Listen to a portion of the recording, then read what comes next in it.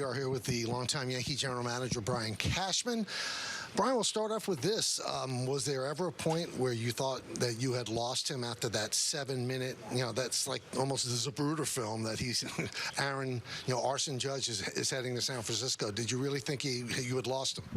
I mean, I knew it was possible. When you're ever in free agency, you never know what's going to happen, and so you can never assume anything. I did honestly believe he wanted to stay.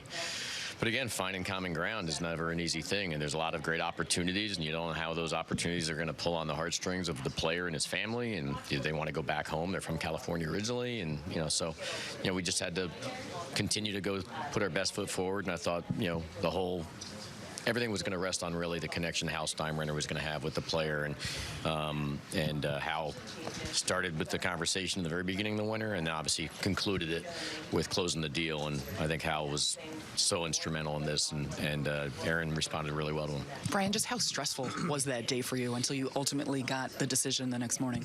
I wouldn't say for me because I've been through these enough where I remember Booney called me. He was really stressed, and he was like, "Is this true?" And I was like, I got no idea. I said, I'll reach out to the agent. We verified on the Twitter account that it was an accurate, verifiable Twitter that he was going somewhere else. And so then I called Paige Odell, and he just said it's all BS. It's not true. He hasn't made any decisions. And then all of a sudden the new team pops in with the Padres. And so it was, I think, pretty hectic in the end. I was, again, whatever will be, will be. I know we were going to be in a position to put our best foot forward and then live with the results one way or the other. We're hoping he would stay.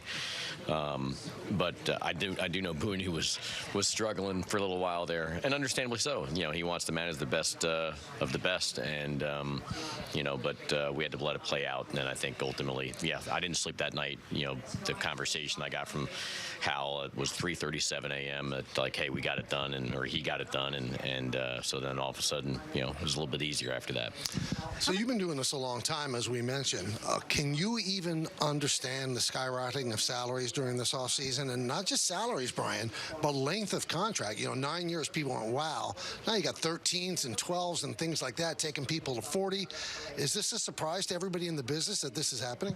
I can't speak to what everybody in the business says. I mean, clearly, when these new basic agreements seem to form, a lot of money gets spent early in the process. People kind of know their landscapes, and again, I think it shows baseball's healthy first and foremost, and second, you got certain owners, that are willing to, do a lot, to try to bring a winner to the city, like our ownership has done on a year in and year out basis for so long now.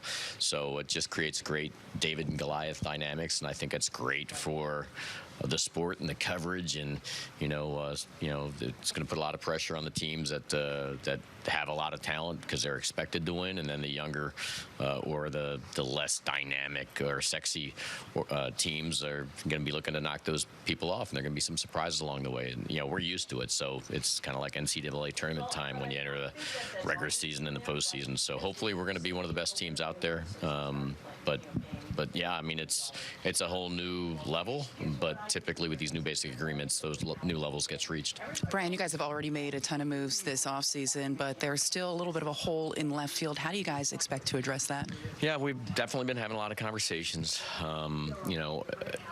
There's, the free agent market is, not as, full of opportunities maybe as potential trade markets, and then the trade markets have been difficult, to be quite honest, in terms of finding matches that both organizations would be comfortable making. So we are prepared to go with what we have internally. Aaron Hicks has rehabbed his knee from the injury in the postseason, and he's doing really well, and he'll be ready to go in spring training. And then obviously Orlando Cabrera was fantastic, and in his little addition of outfield work. So those are the, I guess, primary defaults with Florial, but ultimately, we'll stay engaged, see where it takes us.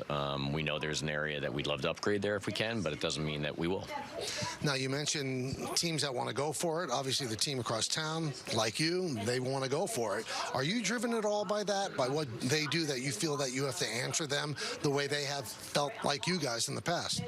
I mean, we're driven to just attack our areas of weakness the best we possibly can, and try to put a better team on the field than we had last year. I think, so far we've been able to do that. And last year's team was a good team, 99 wins, and but it wasn't as good as it needed to be. So, you pay attention to whether it's your crosstown rivals or the entire landscape, to see how you measure up. And it's hopefully your roster is going to be strong enough to withstand 162 plus the additional October.